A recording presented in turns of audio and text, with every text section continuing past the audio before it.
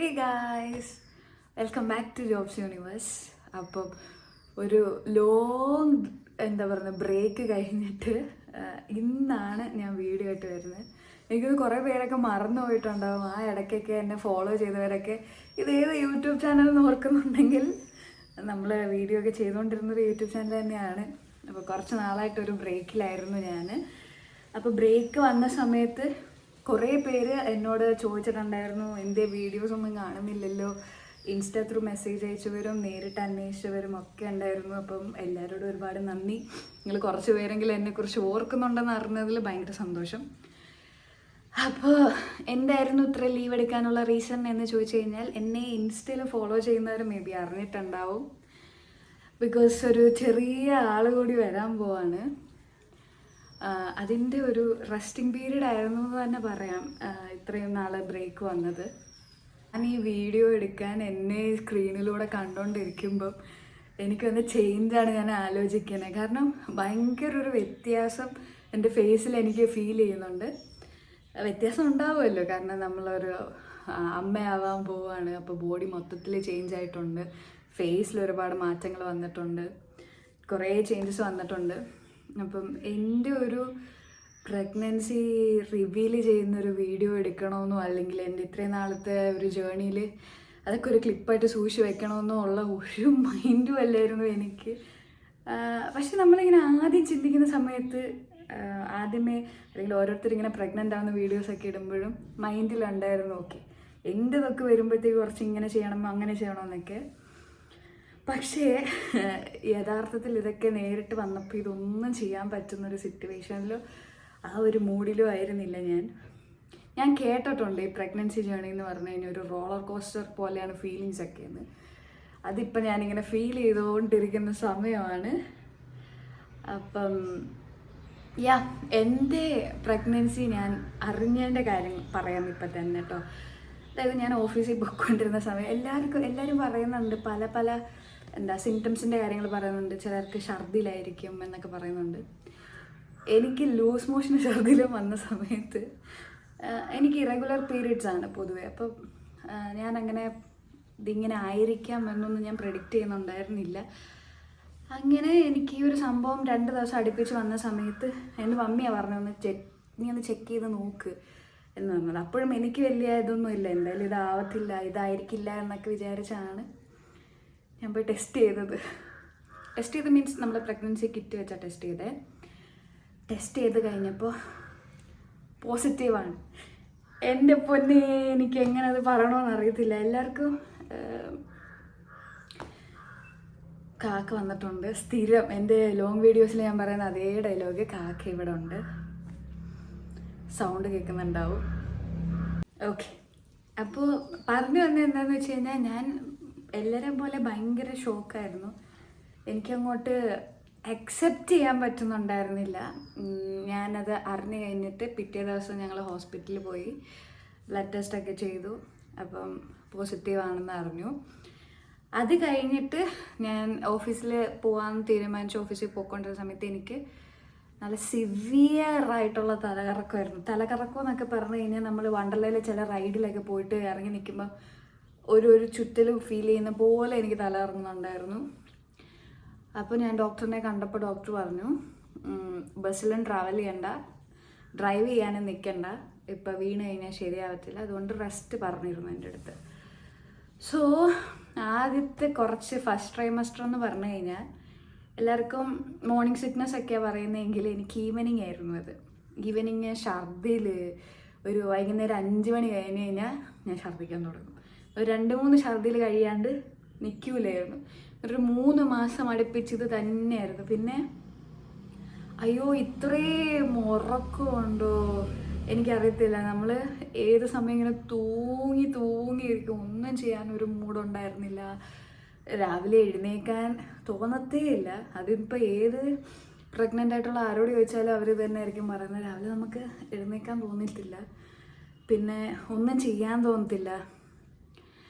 വൈകുന്നേരം ആകുമ്പോൾ ഛർദിൽ പിന്നെ പറയാൻ വേണ്ട. അങ്ങനെ പറഞ്ഞു കഴിഞ്ഞാൽ ആദ്യത്തെ ഒരു 3 മാസം ജഗപൊകയായിരുന്നു. ആൻഡ് എൻ്റെ ഒരു പ്രശ്നം എന്ന് പറഞ്ഞു കഴിഞ്ഞാൽ, എനിക്ക് എനിക്ക് ഈ പ്രഗ്നൻ്റ് ആണ് അല്ലെങ്കിൽ വയറ്റിലൊരു കുഞ്ഞുവാവയാണ് ഇങ്ങനത്തെ ഫീലൊന്നും ആയിരുന്നില്ല എനിക്ക്.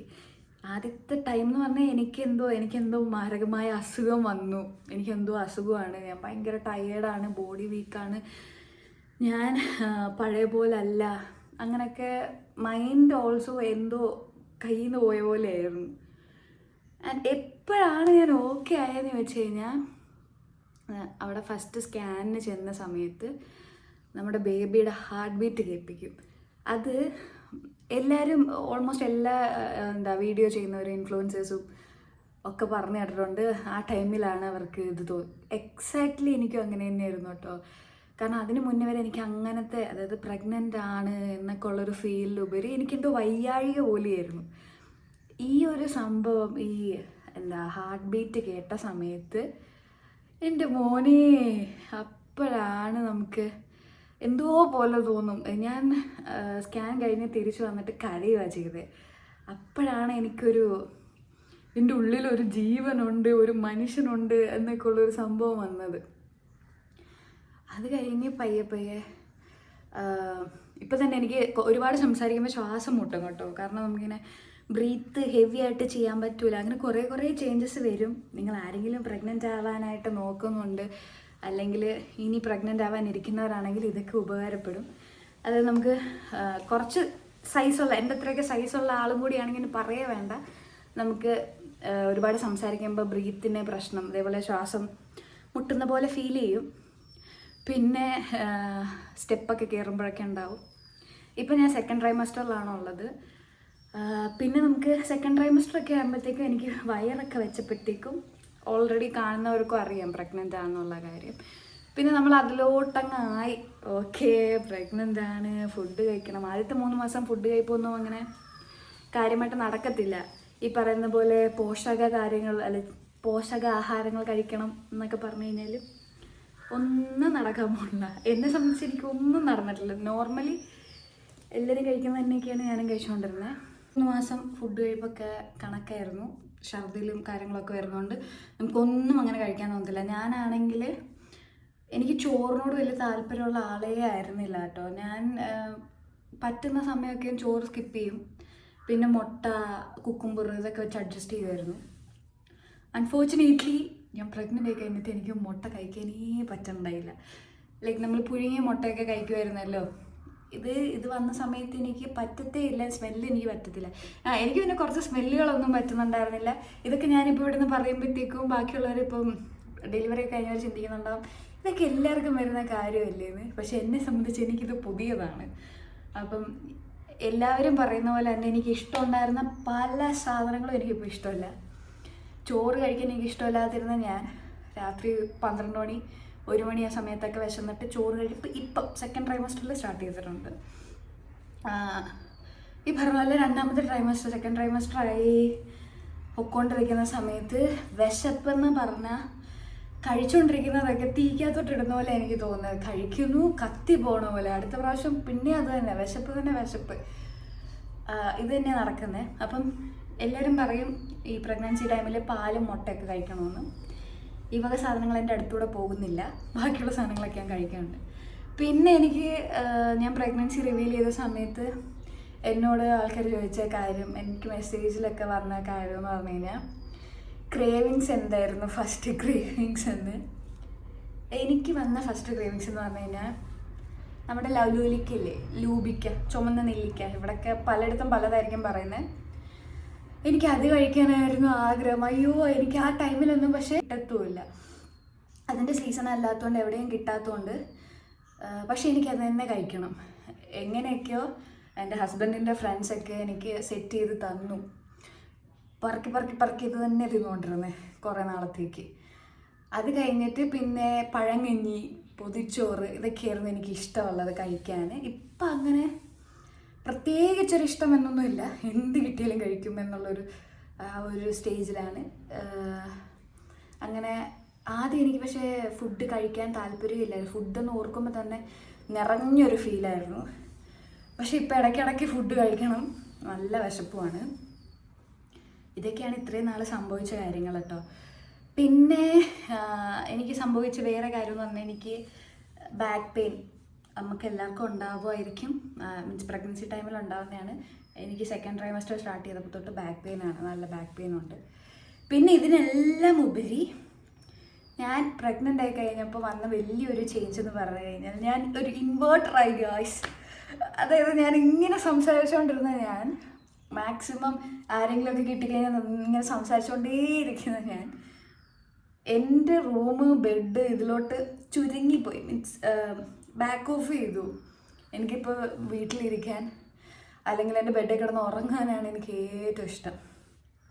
ഏതെങ്കിലും പരിപാടിക്കൊക്കെ പോയിക്കൊണ്ടിരുന്നതും അത്യാവശ്യം ചെറുതായിട്ട് MC ഒക്കെ ചെയ്തുകൊണ്ടിരുന്നത് ഞാനിപ്പോൾ എന്നെ ആരെങ്കിലും ഒരു പ്രോഗ്രാം ചെയ്യാൻ വിളിച്ചാൽ പോലും ഞാൻ അവരോടൊക്കെ നോ പറയുന്ന ഒരു അവസ്ഥയിലോട്ട് എത്തിയിട്ടുണ്ട്. ഞാൻ നന്നായിട്ട് ഇൻവേർട്ടറായിക്കൊണ്ടിരിക്കുന്നുണ്ട്. അപ്പം അങ്ങനെ പോയിക്കൊണ്ടിരിക്കുമ്പോൾ ഞാൻ ഇപ്പം തന്നെ ഈ എടുക്കുന്ന വീഡിയോ ചെയ്യണമെന്ന് വിചാരിച്ചിട്ട് ഒരു 1 month ആയിട്ടുണ്ട്.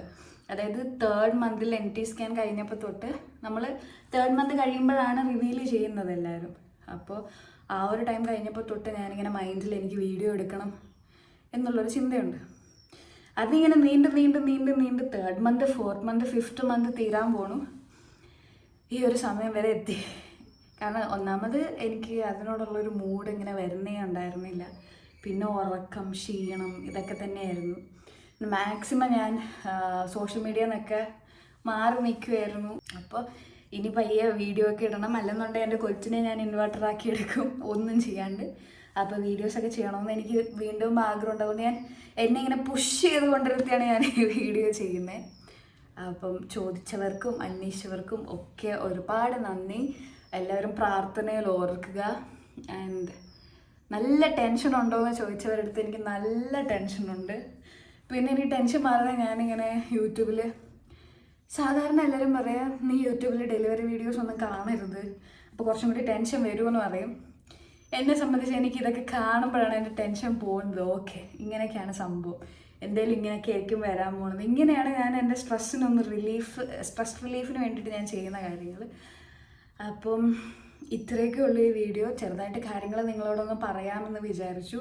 അപ്പോൾ പോകെ ഓരോരോ വീഡിയോസ് ഇടാമെന്നാണ് എൻ്റെ വിചാരം. ഇതുവരെ എൻ്റെ പ്രഗ്നൻസി റിലേറ്റഡ് ആയിട്ടുള്ള വീഡിയോസൊന്നും ഞാനങ്ങനെ എടുത്തു വച്ചിട്ടില്ല. ഇനി വരുന്ന സമയത്ത് നമുക്ക് ഓരോ വീഡിയോസ് ഞാൻ എടുത്തിട്ട് വീഡിയോ ഇടുന്നതായിരിക്കും. അപ്പോൾ നേരത്തെ ഉണ്ടായ പോലെ അതേ സപ്പോർട്ട് നിങ്ങൾ വീണ്ടും തരാം. അപ്പോൾ വൺസ് അഗെയിൻ എല്ലാവർക്കും വെൽക്കം ബാക്ക്.